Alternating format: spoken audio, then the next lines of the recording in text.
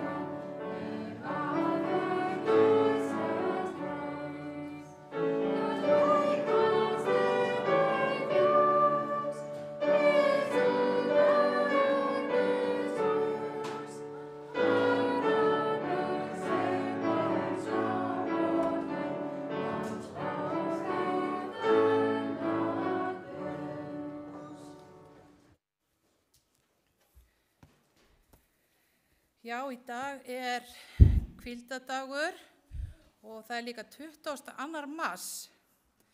Og 22. mars afmælisdagur, held ég að ég megi fullyrða, elsta meðlimsins í Hafnarfirði og stofnandi okkar, Margrétar Jóhannsdóttur. Þannig í dag hún 95 ára og hún hefur sannarlega þjónað Guði og mikil fyrirmynd fyrir okkur og við fáum að halda upp á með henni þegar hún kemur næst til okkar. En við ætlum að syngja áfram Ástafaðir himinn hæða. Faðir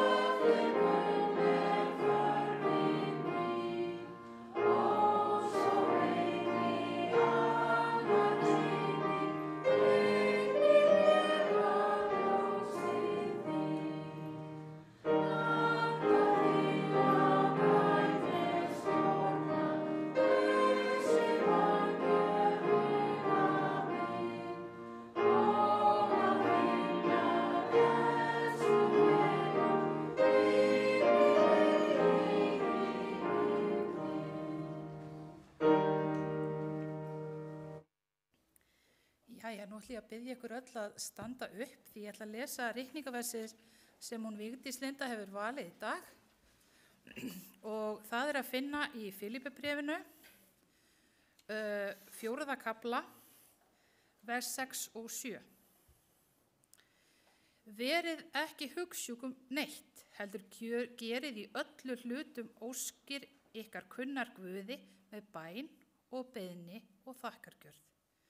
Og friður Guð sem æðri öllum skilningi mun varðveita hjörtu ykkar og hugsanir ykkar í Kristi Jesú. Við skulum lúta höfði í bæn. Góði kærleysigi Faðir á himnum, við þökkum þér fyrir að koma hér saman í dag. Að við höfum frelsi til þess að halda þinn hvíldadag og að þú hefur leitt okkur hér frá mörgum þjóðum til þess að eiga stund með þér og hvert öðru. Góði Faðir, ég bið þig fyrir þína nærveru hér. Viltu hreinsa okkur af synd og hjálpa okkur að vera að koma auðmjúk fram fyrir þig. Viltu hjálpa okkur, góði Guð, að hlusta á orð þitt og læra meira þig í dag og njóta þess að eiga þennan dag í hverri viku. Ég bið þig fyrir öllum sem hér eru inni, þeim sem eru að hlusta og þeim sem ekki komust, að þú sért með, að þú hjálpur okkur í þeim erfiðleikum sem við mætum daglega og að við séum opin og treystum þér. Því ég held að það sé oft þar sem vandinn liggur, að við treystum ekki nógu vel. En ekki láta það verða vandamálið okkar. Hjálpaðu okkur að treysta þér 100%. Og góði Guð, ég legg þá sem eru sjúka í þínar hendur. Ég legg kirkjuna okkar á heimsvísu og hér á Íslandi í þínar hendur. Og ég legg sérstaklega í dag Margréti Jóhannsdóttir og fjölskyldu hennar í þínar hendur. Góði Jesú, þakka þér fyrir þjónustu hennar. Þakka þér fyrir fyrirmyndina sem hún hefur gefið okkur. Og viltu vera með henni og styrkja. Allt þar til þú kemur aftur. Og góði Jesú, við biðjum fyrir landsmálunum og við biðjum fyrir ástandin í heiminum. Vilt þú hjálpa okkur að vera erindriki friðar, samkenndar og samhugs hver sem við förum.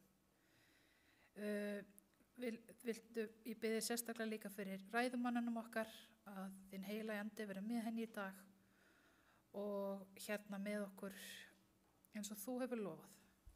Í Jesú nafni. Amen.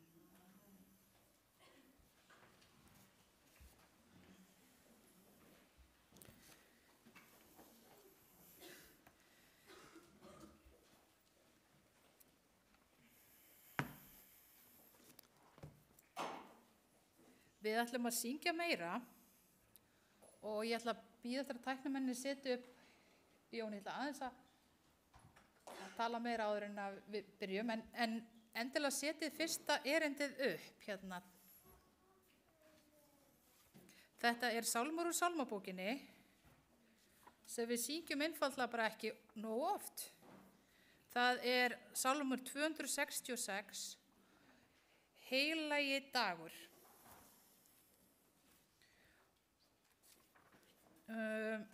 Ég hef verið að velta því svolítið fyrir mér hvers virði hvíldadagurinn er fyrir mig og fyrir fjölskylduna mína og fyrir okkur sem aðventista.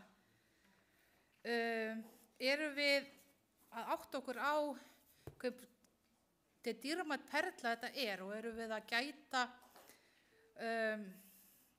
þess að við byrjum og endum, við séum ekki bara að flýta okkur inn í hann og flýta okkur út úr honum. Og sérstaklega hefur mér verið að hugsa því að ég og eldri drengurum erum að lesa þessa bók. Ég veit að margir hafa lesið hana, þó 1000 falli, þar sem þau leggja svo gríðarlega hættu til þess að halda hvíldadaginn. Og það, maður sér hvað er mikið blessun fyrir þau og eru þetta fyrir okkur. Og nú ætlum við að syngja hvíldadaginn, heilagi dagur, og þennan dásamlega Guð sem vissi nákvæmlega hvað við þurftum sem sköpun til þess að líða sem best. Og það einmitt að eiga dag með honum í hverri viku. Takk, Jón.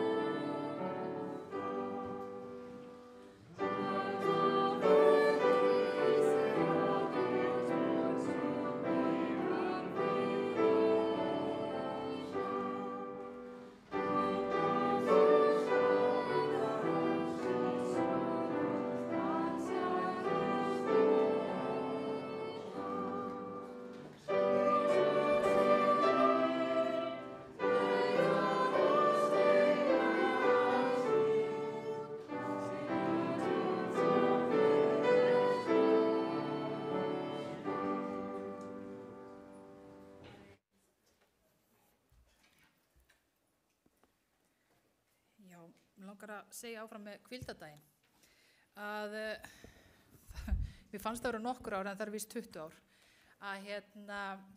að þá voru við nokkuð mörg úr söfnunum í háskólanum og próf voru iðulega á laugardögum eða það seint á föstudögum að það var komið hvíldardagur og svo voru búið að vera nokkrir hvíldardagar í röð þar sem voru alltaf einhverjir aðventistar í stofufangelsi, í kapellunni í Háskóla Íslands sem þurftu að sitja mætumorgunin og vera allan daginn og taka svo prófið þegar hvíldardagurinn og prófstjórinn var alltaf að koma inn og segja, ekki að læra krakkar? Akkur ekki að læra? Og þá var náttúrulega bara að vera með leksjuna og svona. Heyrðu, svo einhver tíman þá fer ég með fleirum, þá nú ekki ég ein og það var föstudagspróf og hann sagði, hvað á ég að gera með ykkur? Þið viljið ekki taka próf á föstudegi. Og ég vissi ekkert mál, við bara sofum upp í háskóla og við mætum með svefnpókana og þá sagði hann, já, heyrðu, farið bara heim, ég treysti því að þið svindlið ekki. Og síðan kom og það sem ég ætlaði að segja, að þegar þarna hafði ég hóp til þess að vera með sem að hjálpaði mér og við hjálpum hverju öðru, en stuttu seinna kom tilkynning frá Háskóla Íslands að vegna þess, hvernig var það? Ég hefði átt að finna einhvers þar. Háskóli Íslands hefur ákveðið að vera fjölskylduvædni skóli og taka fyrir laugardagspróf. Það var eitthvað svoleiðis. Og það er ekki búið að vera, held ég, að mínu viti, laugardagspróf í Háskóla Íslands eftir það. Guð með okkur ef við fylgjum hans reglum. Og gríðarlega blessun bara að sjá þetta e-mail. Bara fyllir mig gleði ennþá þetta í dag að minnast á þetta. Bara, já, hvað Guð. Það þurfti bara, 1-2 skipti. Já, ég meina, hann fekk líka deiluna miklu á Þráin Aldan og allt, held ég, prófstjórinn. En já, hvíldardagurinn gersemi sem við skulum nýta okkur til samvista við Guð og hvert annað. En mig langar núna að við tökum upp gjafir og gjafirnar í dag renna til safnaðarsjóðs.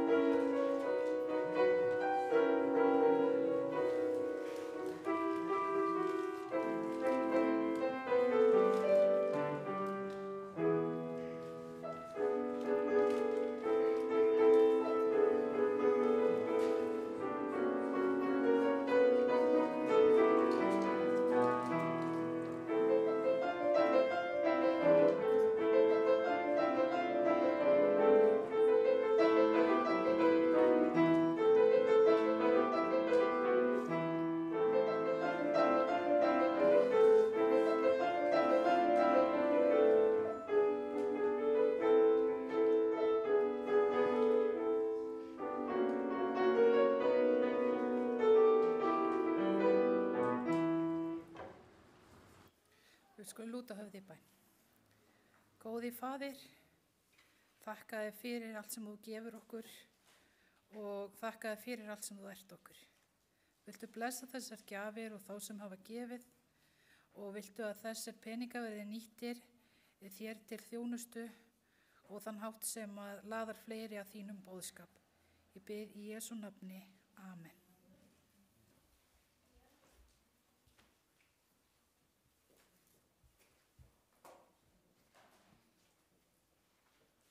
Jæja, krakkar, ég ætla að bjóða ykkur fram og við ætlum að syngja hérna all saman, stórir og litlir krakkar, en krakkar komið þið upp. Það Jesús hann oss elskar öll og við erum náttúrulega svo mikið tungumálafólk orðið hérna að við syngjum á 3 tungumálum.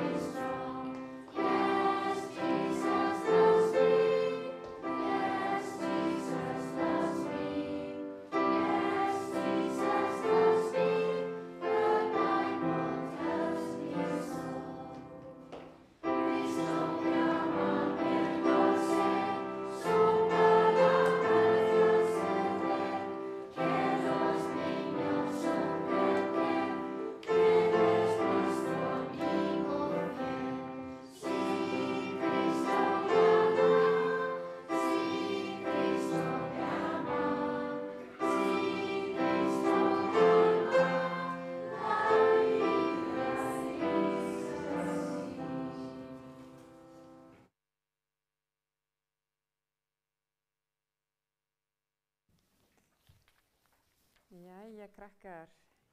Gaman að sjá ykkur hérna. Nú ætla ég að segja ykkur söguna í dag og Steffi, hún ætlar að þýða. Steffi va a traducir al español.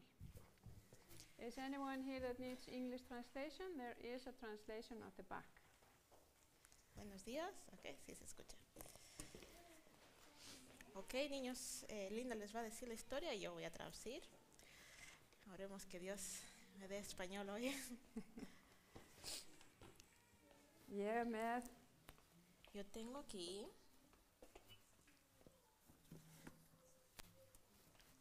Þetta eitthvað sem að Jóhann og Kristín lára eiga, en þetta búið að vera hérna í kirkjunni dálítinn tíma. Eso es algo que Johan y Kristin tienen, son los dueños, pero ha estado aquí en la iglesia por un tiempo.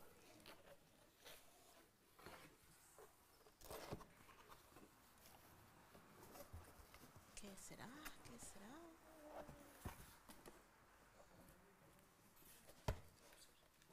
Pues sí, Látum okkur sjá. vamos a ver. Sjáuði, Miren esto. hvað haldið þið þetta sé? Vitið þið hvað þetta er? ¿Qué creen que es esto? ¿Saben lo que es? Bóndabær. ¿Una granja? Það er rétt hjá Es þér, el Jónatan.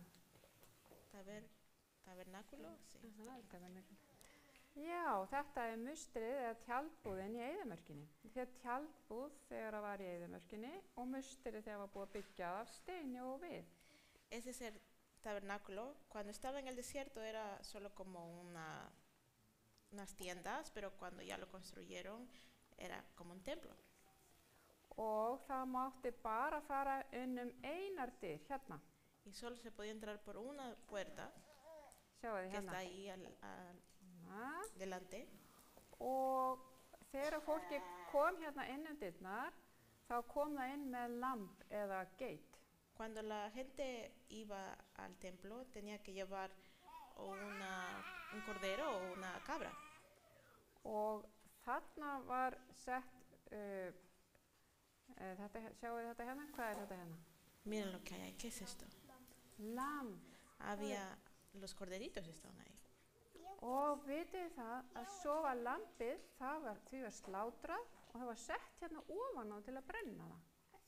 Y cuando traían al cordero ahí, lo mataban y lo quemaban. Og Ahí vitið þið hvað þetta lamb merkti? Vitið ¿Y þið hvað saben það qué þýddi? significaba lo que hacían? Það þýddi Jesús. Sí, ese es el símbolo para Jesús. Já. En eigum við að kíkja inn í húsið? Vamos a ver qué hay dentro de la casa del templo. Sjá, hvað er Vamos inn í a ver. húsinu? Hvað er inn í húsinu? ¿Qué hay dentro de aquí? Sjáu þið inn í húsið. Miren lo que hay. Hvað er inn í húsinu? ¿Qué es esto? ¿Qué hay? Sjáu þið það er svona kertastjaki Hay una... sem er ekki kerti í samt sem áður.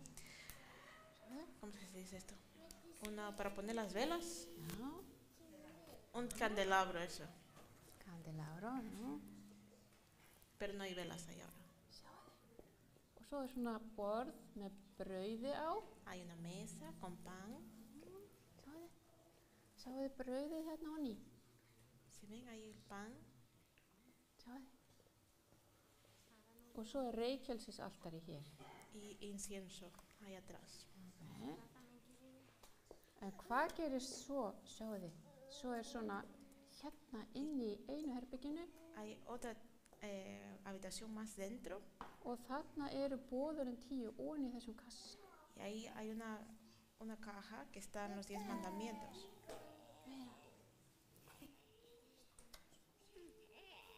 Og ég er bara að sýna ykkur þetta vegna þess að ég ætla að, sjáðu, ofan í þessu eru boðurinn 10. Svo setur maður svona lok ofan á boðurinn 10 sem þýðir náðarstóll og það er Jesús sem að verndar okkur. Cuando lo cerraban, eso es el símbolo era que era Jesús que nos está cuidando. Já, ég ætlaði bara að sýna ykkur þetta vegna þess að ég er að fara að tala þetta hérna á eftir hérna í ræðinni. Es el taller. Yo les quería enseñar esto porque yo voy a hablar de esto ahora en el sermón para los adultos. Og allt þetta merkti Jesús. Lambið, dyrnar merkti Jesús, lambið merkti Jesús. Jesús. Todo esto indicaba a Jesús, el cordero, el sacrificio, el templo y todo lo que pasaba dentro de este tabernáculo era símbolo para Jesús.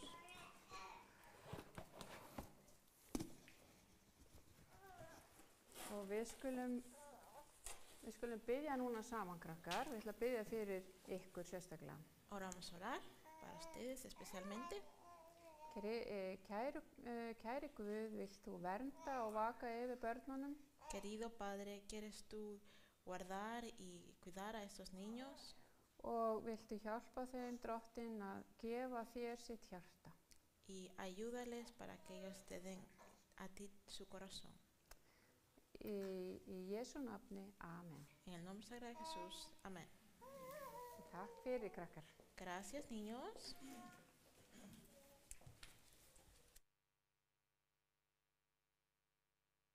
Ætla ég að biðja Alexandru og Freyju og Jónatan og Salome að setjast hérna fremst af því að þau ætla að hjálpa okkur við að lesa biblíuvers. Alexandra, Jonathan, Salomé y Freya nos van a ayudar leyendo versículos de la Biblia, así que ellos se van a sentar aquí delante. Ok. Og ég ætla að biðja þá, já, Salome og Jónatan, eru þið til að skipta sæti? Og þið að fá mikrofón svo það heyrist vel í ykkur. Og, já. Ok. Það er gaman að vera komin hérna upp með ræði sem að ég er búin að vera upphugsað í langan tíma og ég var beðin að segja frá þessu efni. Es un placer estar aquí delante porque cuando me pidieron que haga este sermón, yo ya lo había pensado por algún tiempo. Og mig langar að byrja á því að biðja saman. Pero vamos a comenzar con una oración. Kæri Faðir, ég þakka þér fyrir þennan fallega dag. Querido Padre, te quiero agradecer por este hermoso día.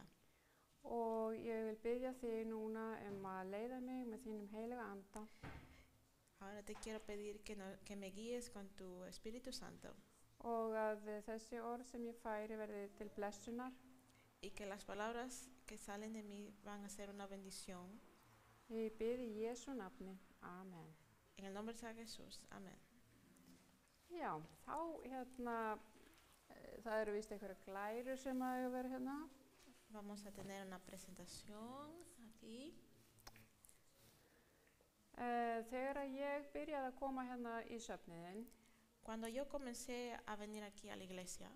Og byrjaði að læra það sem við trúum og byrjaði að læra bænina. Cuando comencé a estudiar sobre lo que creemos y sobre la oración. Þá fannst mér oft erfitt að biðja. Se me hacía un poco difícil orar. Mér fannst ekki erfitt að lesa í Biblíunni. No se me hacía difícil leer la Biblia. Og mér fannst ekki erfitt að koma í kirkju. Y no se me hacía difícil venir a la iglesia. En mér fannst erfitt að biðja. Pero se me hacía difícil orar. Af því að ég vissi aldrei hvað ég átti að segja. Porque la mayoría del tiempo no sabía qué decir. Ég var kannski með eitthvað vandamál. Tenía un problema. Og ég kom til Guðs og sagði, viltu hjálpa mér með þetta vandamál? Y iba a Dios y le decía, Padre, ¿me puedes ayudar con este problema? Og svo bara sagði ég ekkert meira. Y luego no decía nada más. Þannig að bænin var í rauninni nokkrar sekúndur. Así que mis oraciones eran solo un par de segundos. Og ég vissi aldrei, ég skildi ekki þegar fólk var að segja, já, ég var að biðja til Guðs bara alla nóttina eða kannski ekki margir sem gera það, en það samt fólk sem biður. Y yo no entendía cómo la gente decía, yo he estado orando toda la noche. Ya no hay muchos que hacen eso, pero hay gente que oraba por muchas horas. Já. Og það sem að ég hef verið að uppgötva undanfarið Y lo que yo he estado descubriendo últimamente es varandi bænina, það til dæmis var ég að lesa í þessari bók hérna, hún gefin hérna frammi fyrir þá sem að vilja.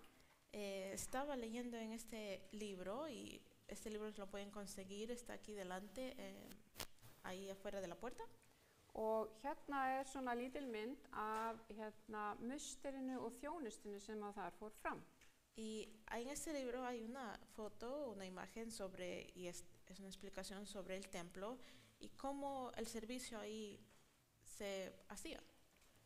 Og þannig að ég hef verið að styðjast við þetta í bænalífinu mínu og mér hefur fundist að vera mjög gott. Y yo he estado utilizando esto en mis oraciones cuando yo oro y me ha parecido muy, ¿cómo es que se dice? Práctico. Y, yeah. Og ég hef tekið eftir því að bænin ekki bara, snýst ekki bara það að biðja eitthvað. Y me he dado cuenta que la oración no solo es pedir algo, heldur þetta svona helgistund með Guði. Sino que es un tiempo sagrado con Dios. Og þið vitið af því að Guð bað Móse að byggja sér tjaldbúð í eyðimörkinni.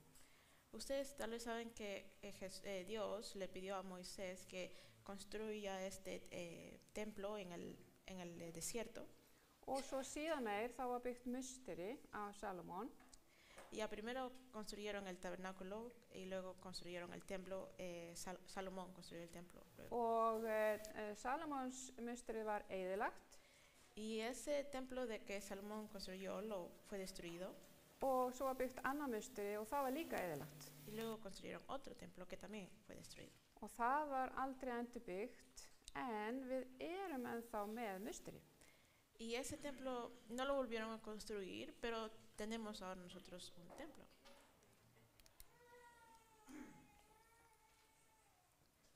Ok, við ætlum að fá glæru. Þetta kannski bilað?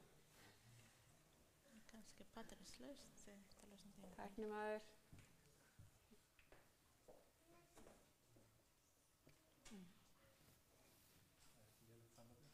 Já, flatt. Ok. Ekki að íta þennan hérna. Jú, hérna mynda eftir eitthvað listamann sem sá þetta fyrir sér að musteri var eyðilagt. Fyrsta musterið og svo annan. Aquí tenemos una imagen de un artista que es como él se imaginó cuando estaban destruyendo el templo.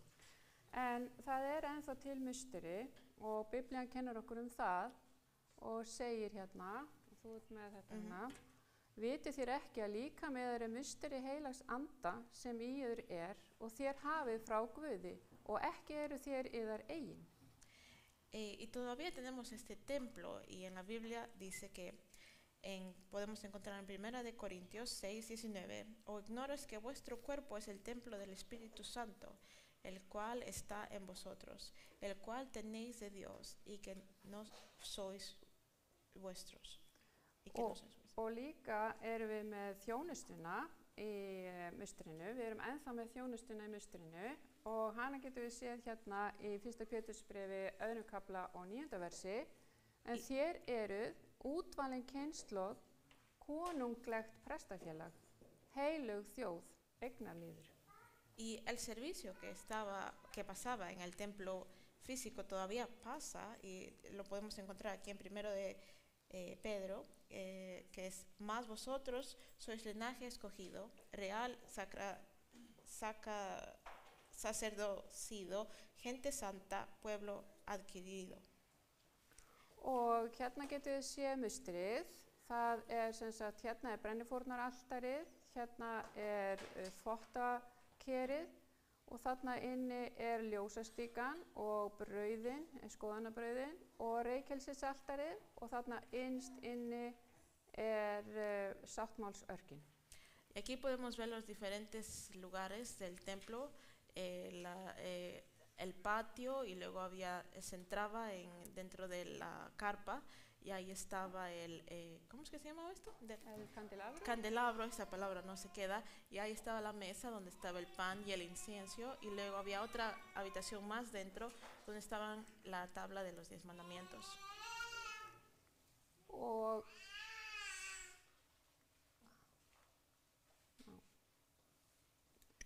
og næsta, nú ætla ég að biðja hana Alexandru að lesa fyrir okkur næstu glæru. Y ahora vamos a pedir a Alexandra que lea para nosotros. Já, kemur þetta. Og myndu að hafa mikrofónu vel nálægt sem það heyrist. Þjóni drottni með gleði, komi fyrir auglið hans með fagnaðarsöng, gangi inn hlið hans með lofsöng, í forgarða hans með sálmum. Lofið hann vegsami nafn hans. Sálmur 103, vers 2-4.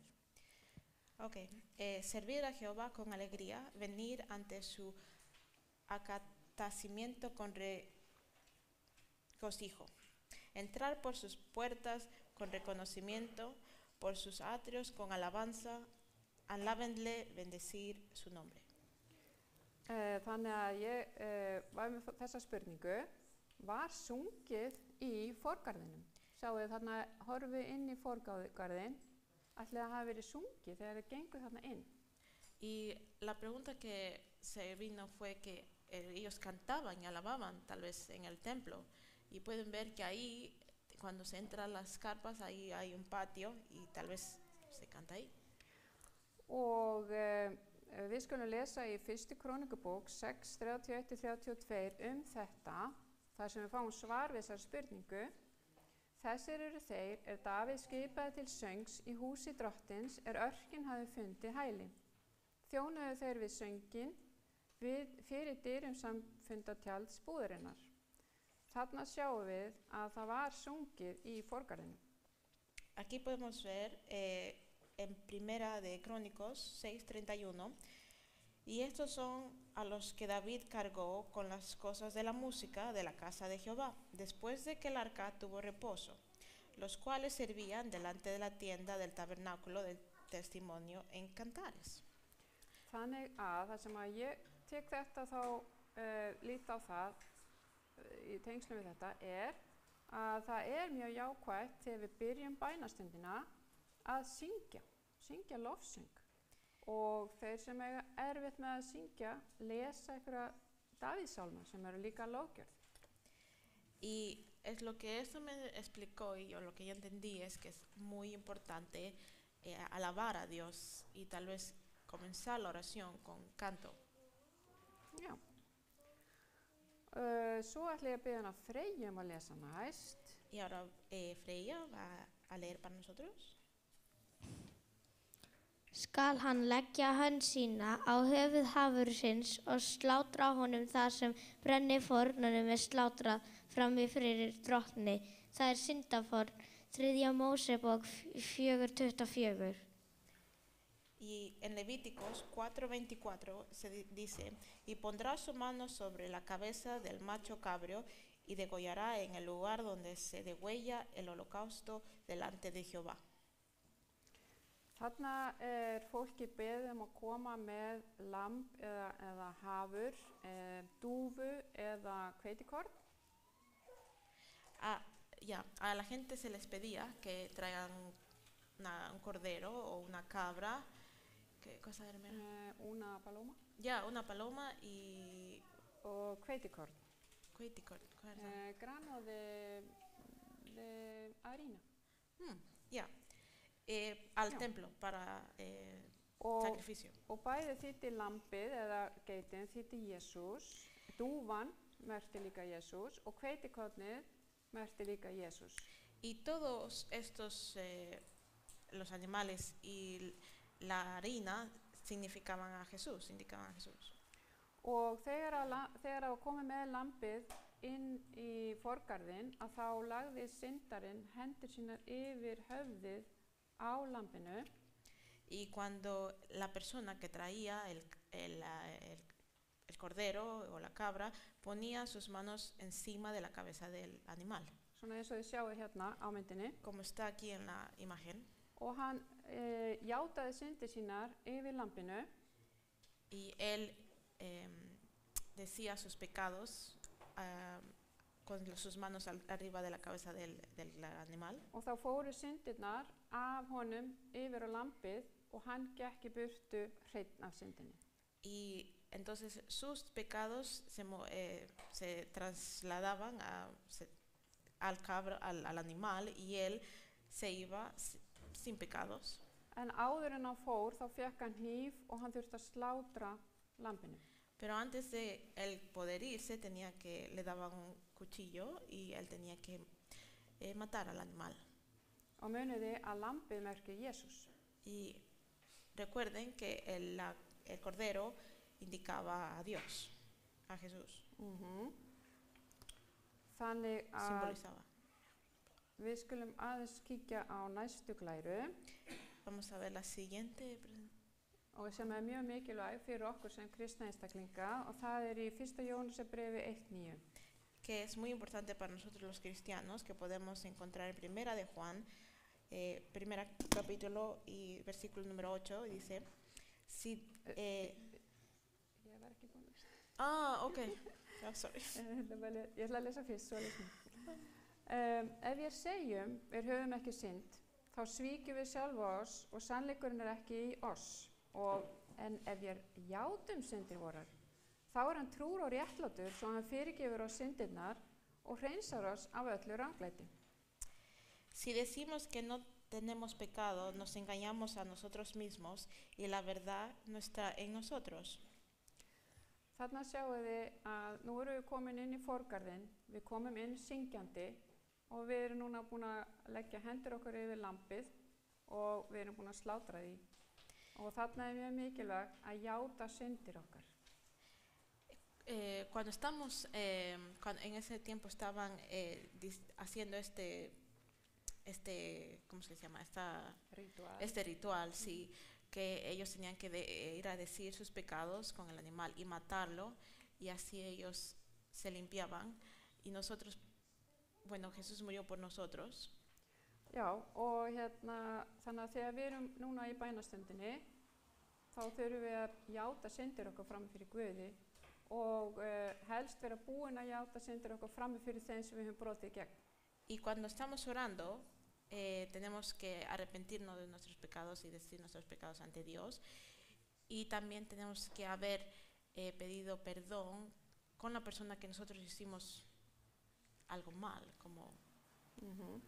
Og þannig að þegar við erum að játa syndir okkar, þá kannski vitum við eitthvað sem við höfum gert, en það getur líka verið eitthvað sem við höfum gert sem við vitum ekki og það líka gott að biðja Guð að fyrirgefa það sem við vitum ekki Cuando estamos confesando nuestros pecados, a veces sabemos lo que hemos hecho mal y a veces no sabemos lo que hemos hecho mal, así que cuando oremos es bien pedir a Dios que nos ayude con los pecados que no sabemos que hemos hecho conscientemente. Þannig að það líka mikilvægt að biðja Guð að gefa okkur sanna iðrun vegna þess að það mjög auðvelt að koma til Guðs og segja, viltu fyrirgefa mig fyrir þetta, ég vissi að gera eitthvað rangt, en í rauninni finnum við ekki fyrir neinni iðrun. Y cuando estamos confesándonos, tenemos que también arrepentirnos, ¿cómo es que se dice? Arrepentirnos de verdad, porque a veces cuando estamos orando nosotros podemos decir, Dios, perdóname por mis pecados, por lo que he hecho, pero no estamos arrepintiéndonos. Já, og það að biðja fyrirgefningar á bænastundinni mjög mikilvægt og við skulum sjá hvað Jakob segir varðandi það í 5. kafla og 16. versi. Ya, vamos a leer el siguiente versículo que podemos encontrar en Santiago, capítulo 5, versículo 16. Og hann segir, kröftug bæn réttláts manns megnar mikið. La oración del justo, obrando eficazmente, puede hacer mucho. Þannig að þegar við erum búin að biðja fyrirgefningar, þá erum við réttlát fram fyrir Guði og getum þar að leiðandi beðið til Guðs og bænin okkar megnar mikið. Cuando estamos orando, nuestra oración tiene tanto poder que cuando nos estamos confesando tenemos que hacerlo de verdad, arrepentirnos. Já, og nú ætla ég að biðja hann Jónatan að lesa fyrir okkur Ahora va Jonathan a leer og það er sem sagt brennifórnina á altarinu. y va a leer sobre, ¿cómo se dice? Holokausto. El holocausto, sí, en el altar.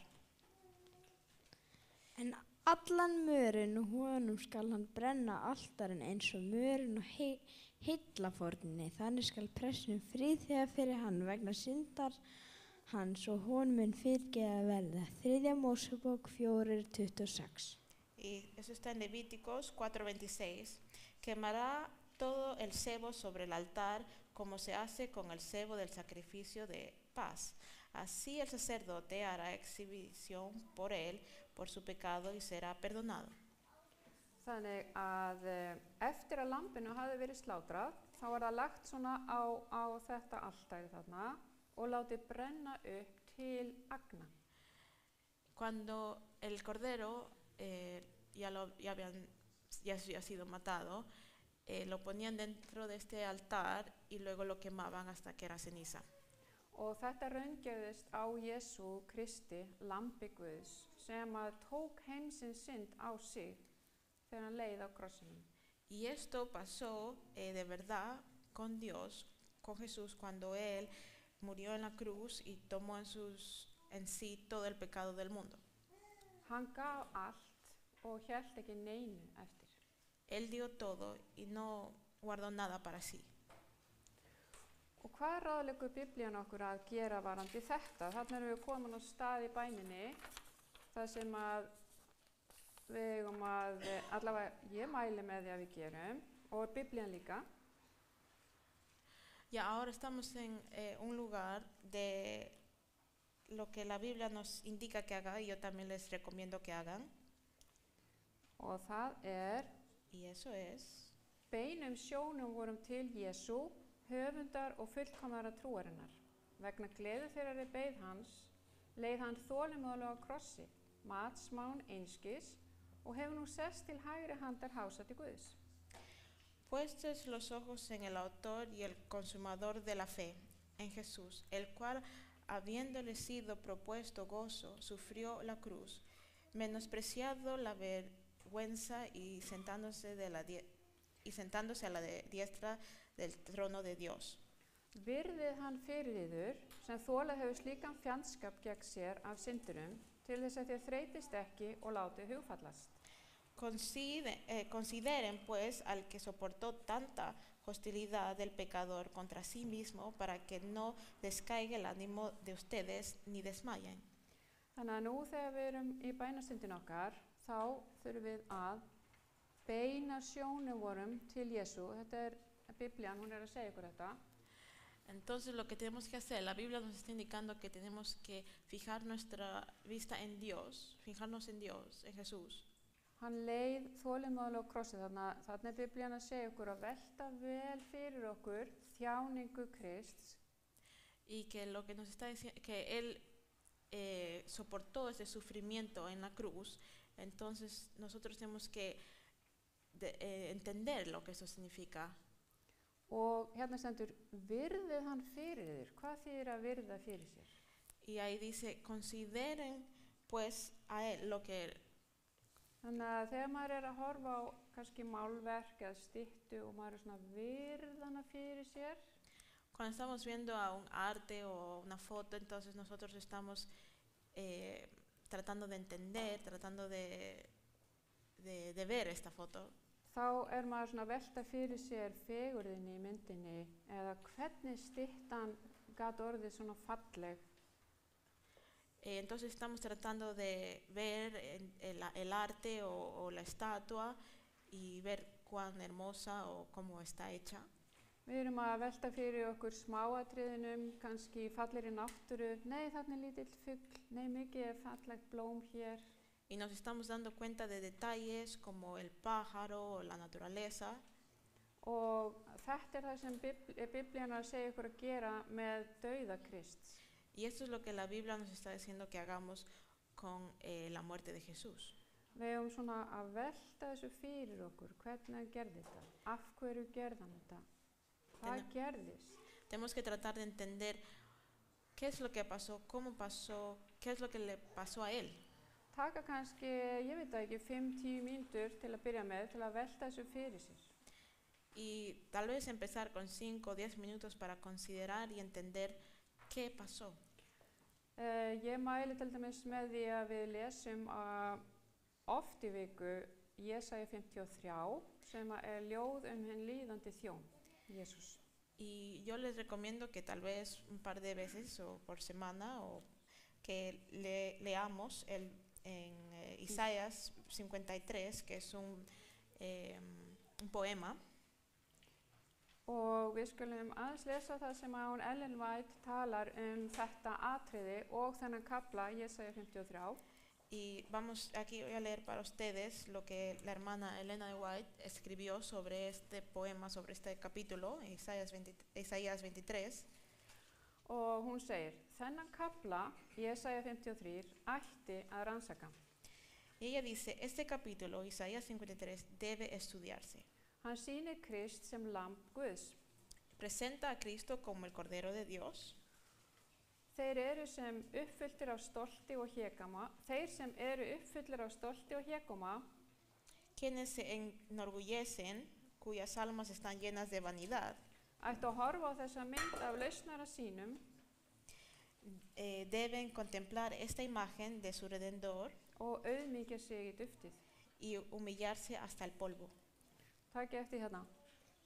Allur kaflinn ætti að vera lagður á minnið. Y miren que todo el capítulo debe ser memorizado.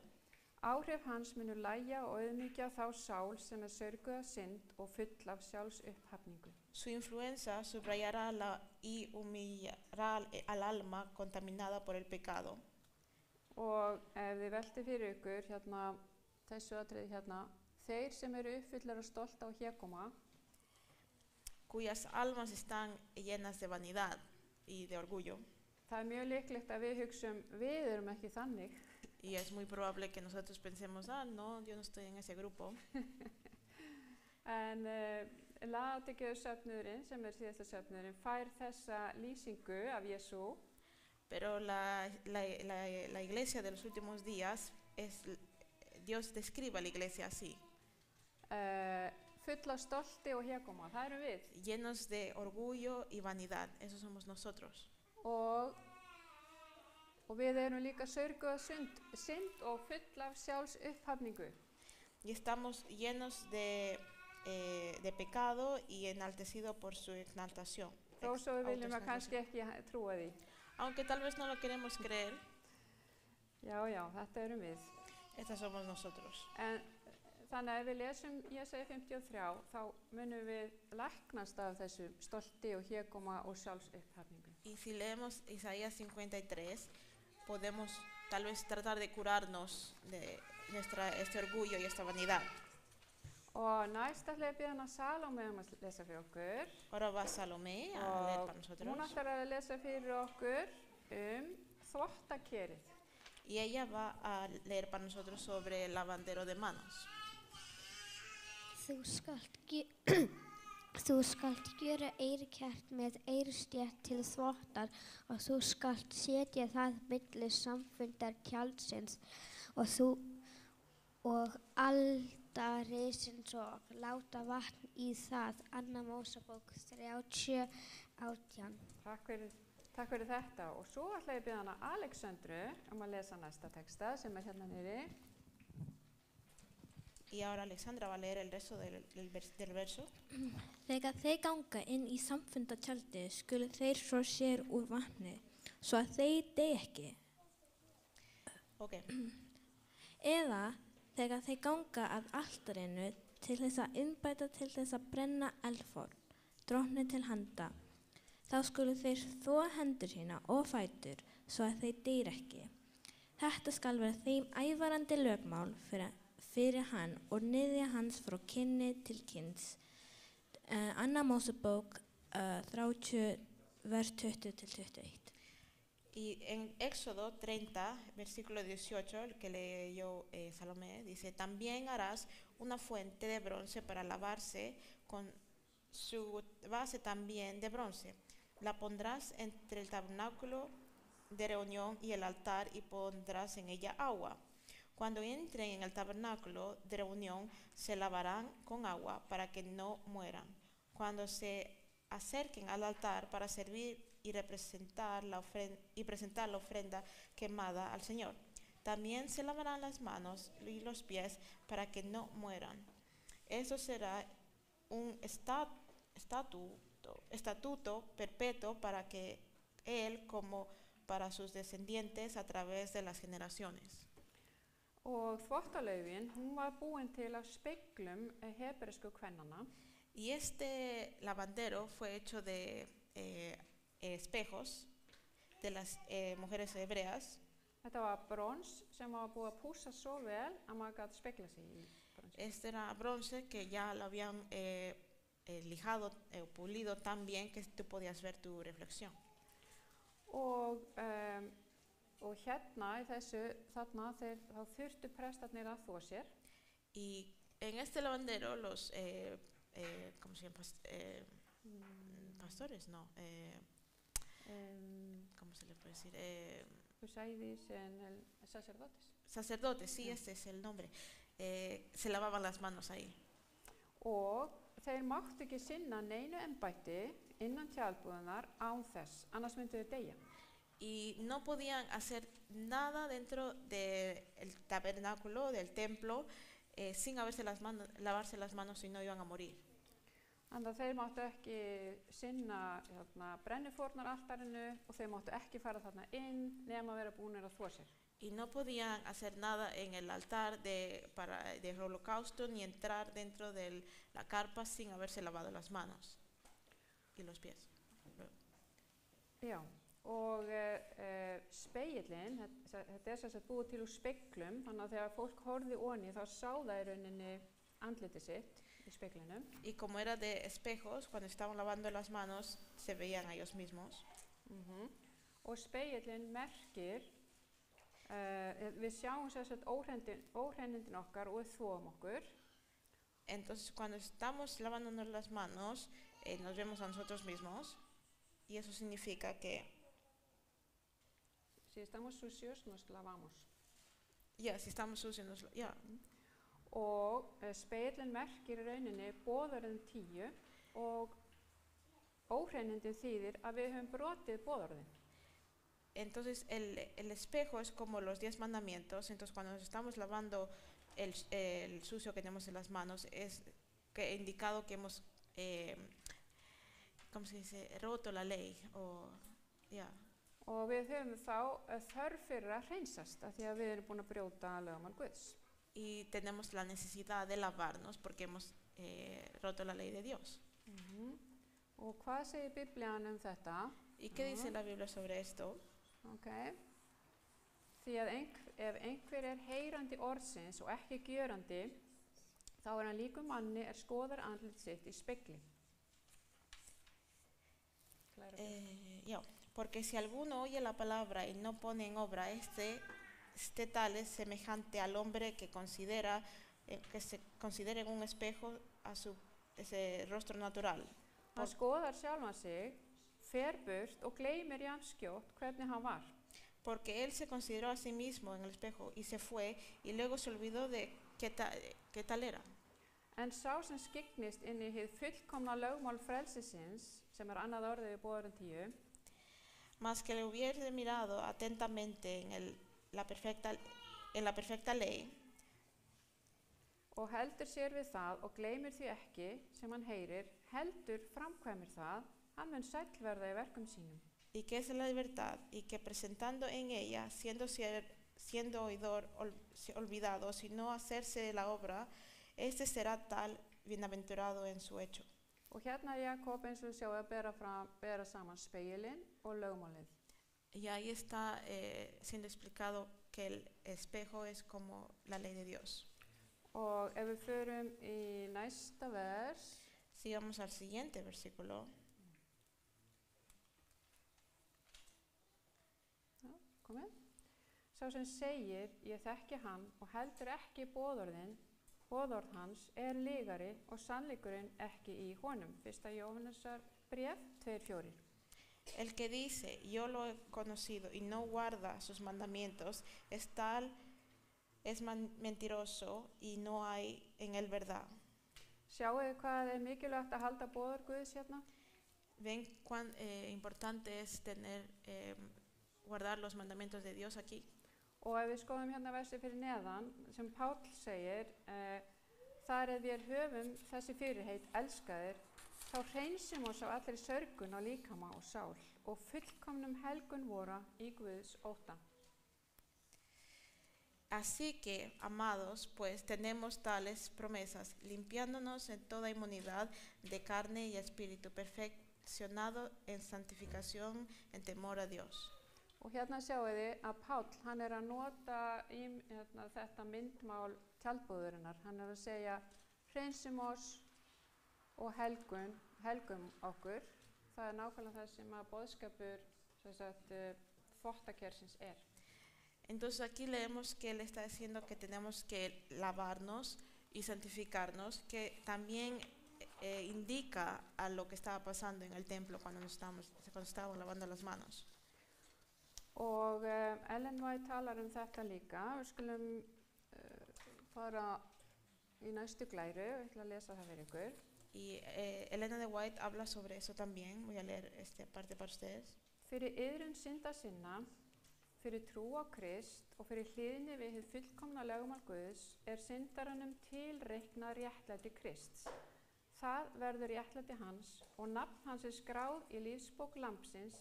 Hann verður barn Guðs, meðlimur konungsfjölskyldunar. Mediante el arrepentimiento de sus pecados, la fe en Cristo y la obediencia a la perfecta ley de Dios, se le impuna al pecador la justicia de Cristo. Él llega a ser su justicia y su nombre es registrado en el libro de la vida del Cordero.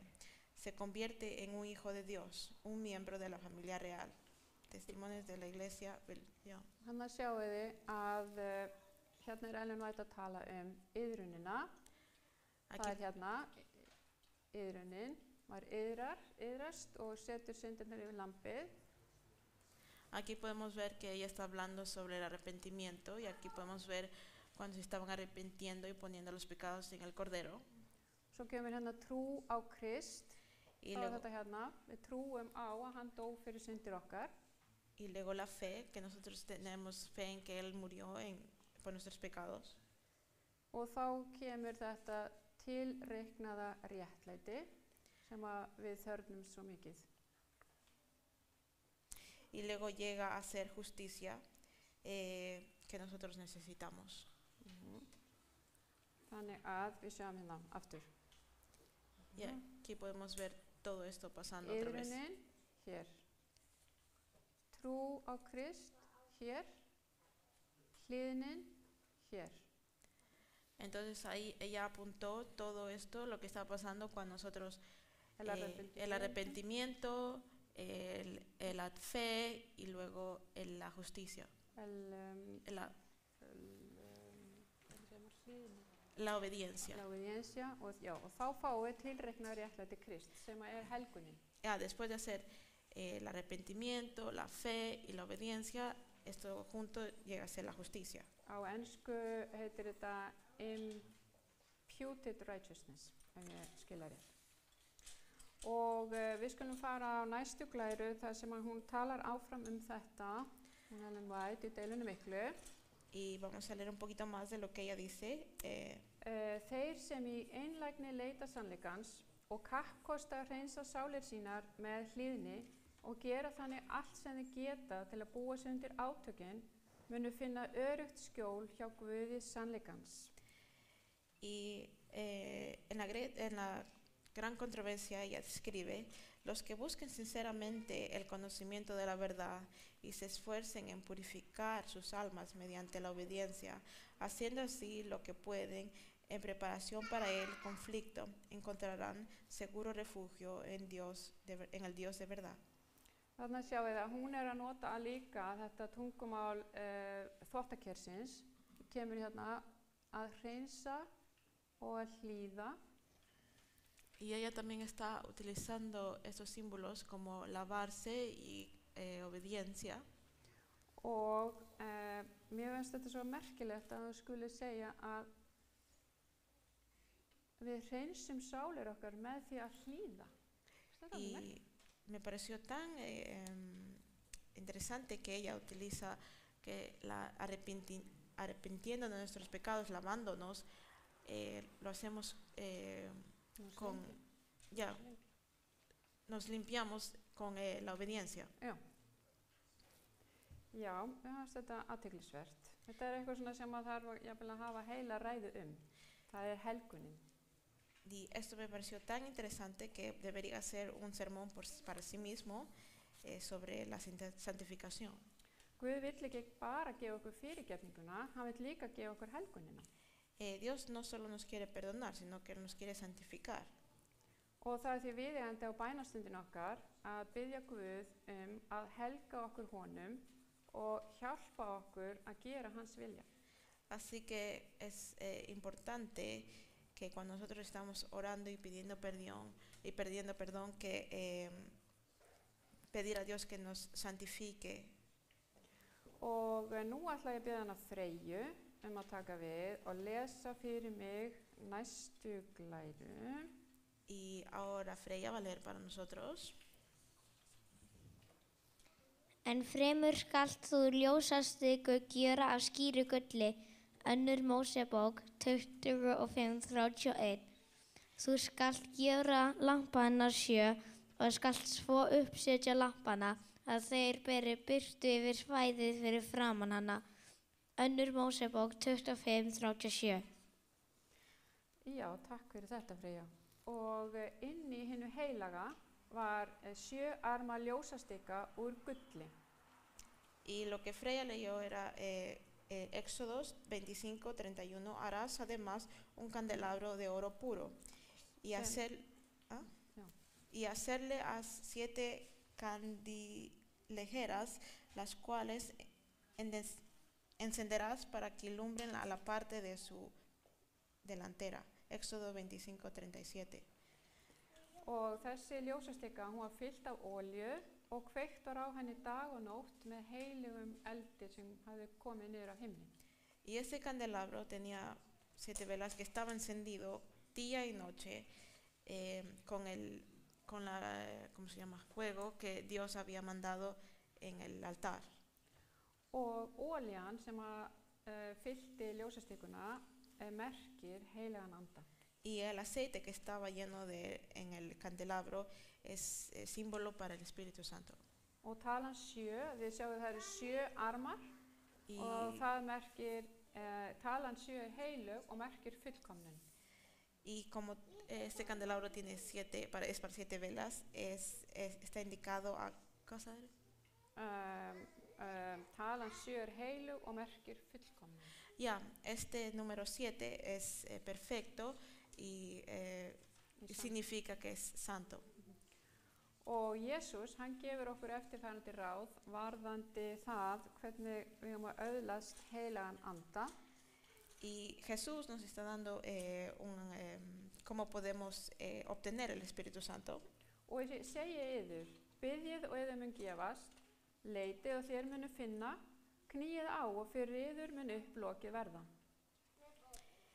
Y os digo, pedid y os dará, buscad y hallaréis, llamad y os será abierto.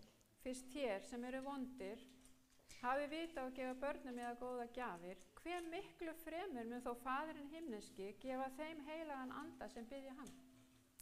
Pues si vosotros, siendo malos, sabéis dar buenos regalos a vuestros hijos, ¿cuánto más vuestro Padre Celestial dará el Espíritu Santo a los que lo pidan de él? Og hvað segir Jesús sjálfan sig til dæmis? ¿Y qué dice Jesús sobre sí mismo, por ejemplo? Hann segir, ég ljós heimsins. Él dice, yo soy la luz del mundo. Og svo segir hann, þér ljós heimsins. Y luego dice, ustedes son la luz del mundo. Það sem að Jesús að segja okkur að biðja leita að og knýja á að fá heilagan anda. Lo que Jesús nos está diciendo es que busquemos y el Espíritu Santo, þá þetta mjög viðeigandi á bænastundinu okkar að biðja Guð að gefa okkur heilagan anda. así que es muy importante cuando estemos orando pedir a Dios por el Espíritu Santo, que Svo að við getum verið ljós í þessum heimi.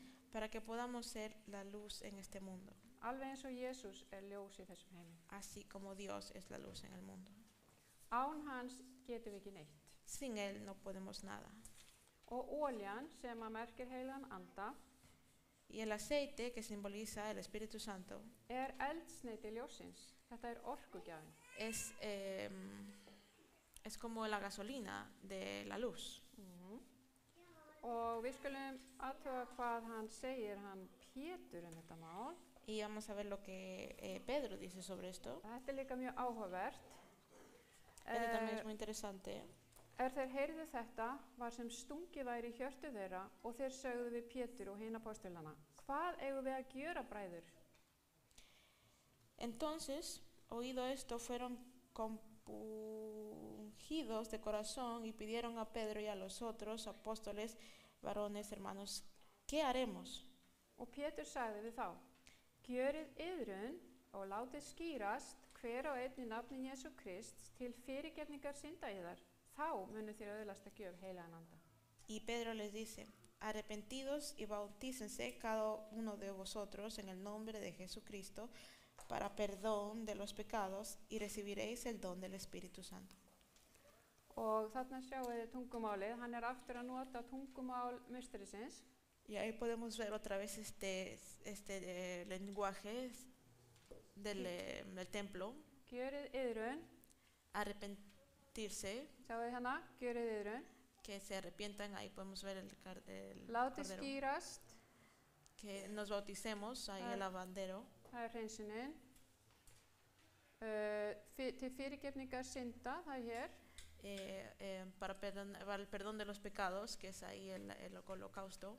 Ok, þannig að við erum búin að iðrast, við erum búin að skýrast og hreinsa okkur af syndinni, eða Guð er búin að gera það og við lítum til Jesú, fórnarinnar. Og hvað fáum við þá? Hvað fáum við þá? Heilagan anda. Entonces, cuando todo este, ¿cómo se llama? Todo este proceso pasa, en lo del cordero, para el arrepentimiento de los pecados, el bautizo, que es lavándonos las manos, el perdón, que es el holocausto, que cuando estamos, lo que Cristo hizo por nosotros. Entonces, después de todo este proceso, lo que nosotros tenemos es el Espíritu Santo. Já, þannig tengist við Jesú. Þá býr hann hið innra með okkur og við erum þá í honum. Así nos conectamos con Jesús y Jesús va a vivir dentro de nosotros y nosotros con Él. Hvað segir Jesús þetta? Má ég sjá. ¿Y qué dice Jesús sobre esto? Ef þér eruð í mér og orð mín eru í yður, þá biðjið hvað sem þér viljið og yður með veitast það. Si estuvieses en mí y mis palabras estuvieran en vosotros, pedid todo lo que quisieras y os será hecho. Vá, þetta eru góða fréttir. Við erum að biðja til Guðs og hann segir bara biðjið hvað sem þið viljið. Y eso son muy buenas noticias. Él solo nos está diciendo que pidan todo lo que quieran y se les hará hecho. Auðvitað, ef heilagur andi býr í okkur og við í honum, þá erum við ekki að fara að biðja kannski eigingjarnar bænir. Claro que si el Espíritu Santo está viviendo dentro de nosotros, no vamos a pedir nada que sea egoísta. Og nú komið að því að, já, þannig að nú erum við á þessari bænastund og við biðjum Guð að gefa okkur heilagan anda. En nú ætlum ég að biðja Jónatan að lesa fyrir okkur og það sem sagt varðandi skoðunabrauðin og borðið. Gjör svo vel. Y Jonathan va a leer ahora para nosotros sobre el pan. Þú skal gera borða akasíuviði, 2 orðnar á lengd, alin á breidd og hálfa aðra alin á hæð.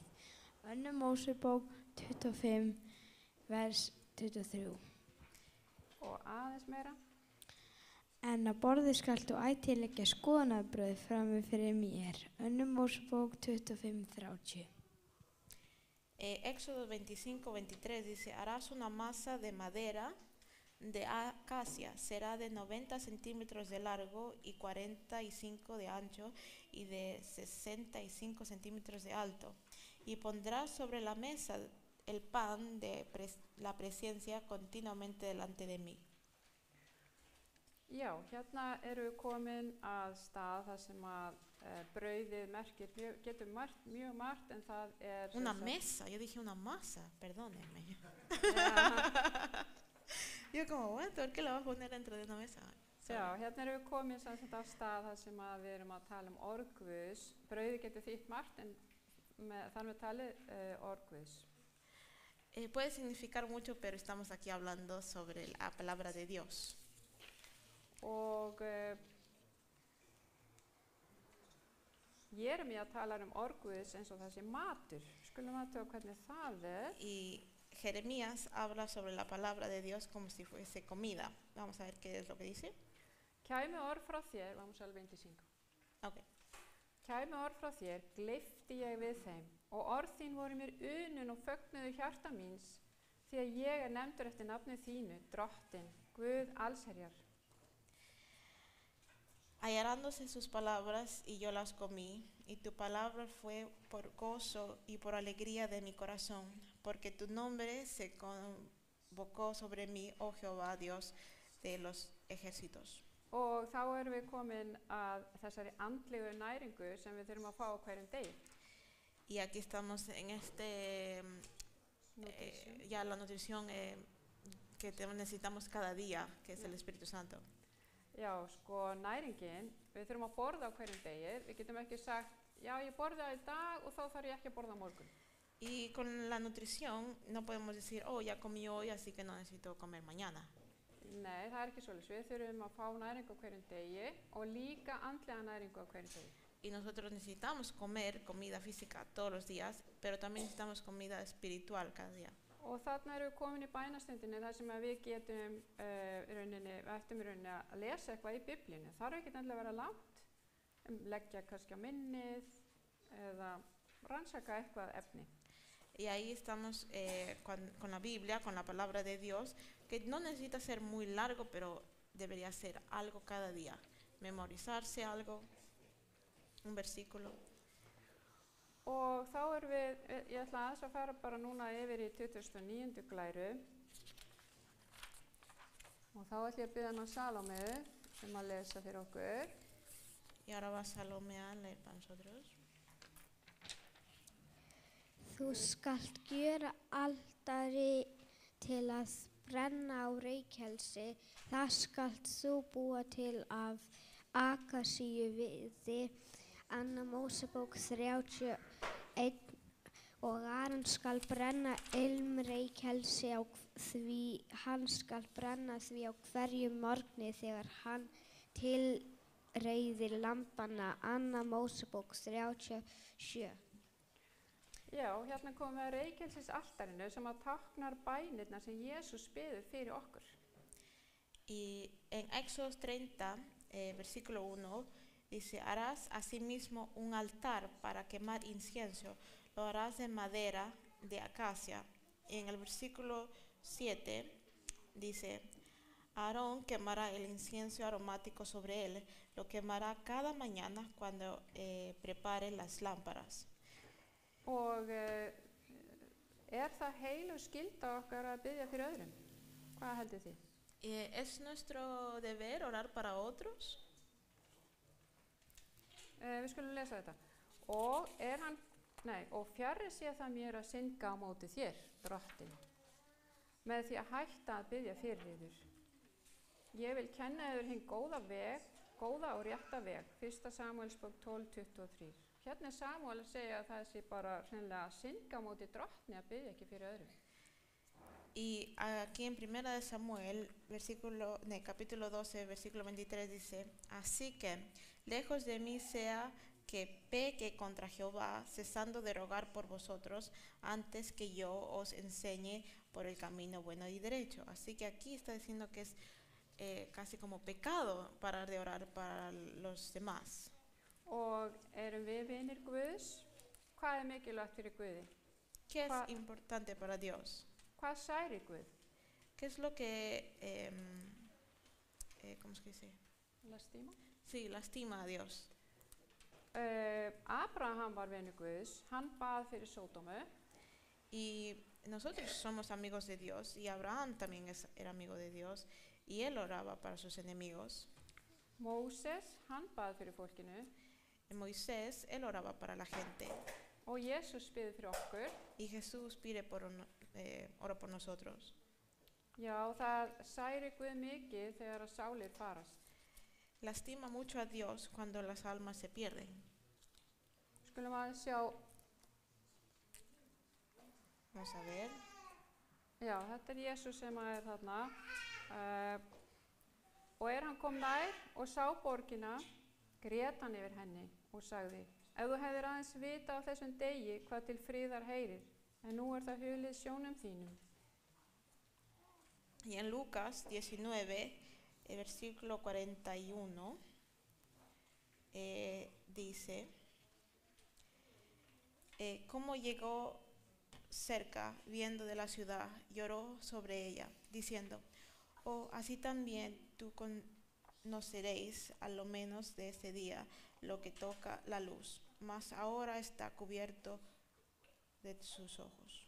Þannig að við skulum skrá niður nöfn á fólki og biðja fyrir þeim, aðstæðum við þjóðfélaginu og biðja fyrir okkur sjálfum og vera alltaf nákvæm þegar við erum að biðja fyrir þessum atriðum. Y así como Dios estaba orando, nosotros también tenemos que orar por lo que está pasando en nuestra sociedad y alrededor de nosotros y ser específicos sobre lo que estamos orando. Og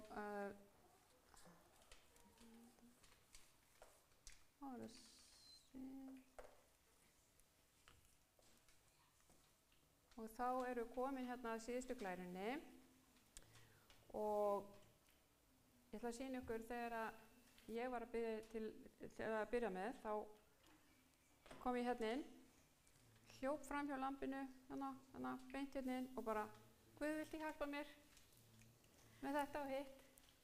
Og þá ég að missa af því að eiga helgistund með Guði í iðrun, velta fyrir mig hvað elsku Jesús gerði fyrir okkur, biðja hann að hreinsa mig og hjálpa mér að syndga ekki gegn honum og misti af því að biðja hann heilagan anda, misti af því að lesa í Biblíunni. Þannig að, Ya, cuando yo estaba comenzando a orar, cuando era joven, yo solo corría. Desde la entrada pasaba y llegaba al final y decía, Padre, por favor, ayúdame con este problema. Y lo que yo me perdía era del arrepentimiento de mis pecados, del sufrimiento de Jesús, de lo que Él hizo por nosotros, del bautizo, del lavar de las manos, de lo que significa, y del pedir por el Espíritu Santo, de leer la palabra de Dios.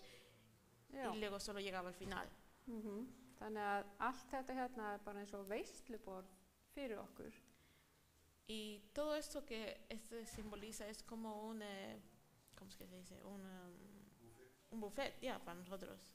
Við skulum gera vel við okkur, taka tíma frá og nota allt þetta inni í bænastundina. Y nosotros tenemos que utilizar todo eso que tenemos a nuestra disposición cuando estamos orando para poder disfrutar de la oración. Já, þannig að ég ætla bara að ljúka hérna með bæn og ég hvet ykkur öll til þess að biðja meira. Y vamos a terminar con una oración y espero que hayan aprendido algo de esto y ya, vamos a orar. Kæri Faðir, ég þakka þér fyrir bænina. Querido Padre, te agradezco por la oración. Og ég bið þig að hjálpa okkur að tengjast þér betur. Te quiero pedir que nos ayudes a conectarnos mejor a ti. Og verja meiri stund með þér. Y estar más tiempo contigo. Og vilt þú blessa þennan söfnuð hér? ¿Quieres bendecir esta iglesia aquí hoy? Og alla sem hafa komið hér sem gestir. Y todos los que han venido aquí visitantes. Ég bið í Jesú nafni. Amen. En el nombre de Jesús. Amén.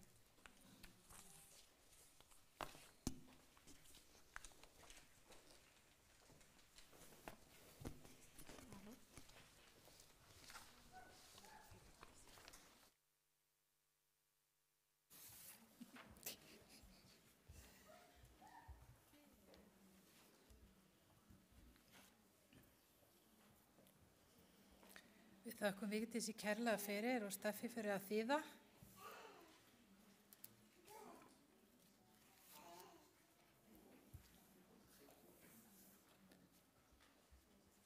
Við erum svo vöna Vigdísi að þýða frá spænsku og þegar hún sagði mér að hún væri að predika, hugsaði hver ætlar að tala spænsku, en auðvitað sá Guð fyrir öllu, sko. Takk. En við ætlum að syngja núna lokasálminn okkar í dag og það er sálmurinn Dýpra og dýpra.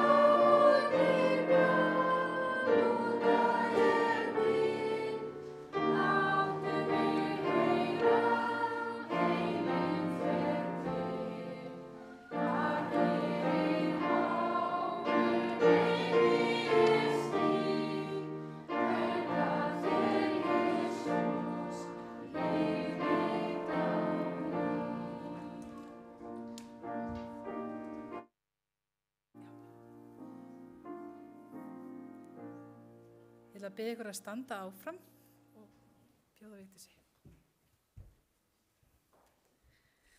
Já, við skulum fara í Júdasar bréf 1:24.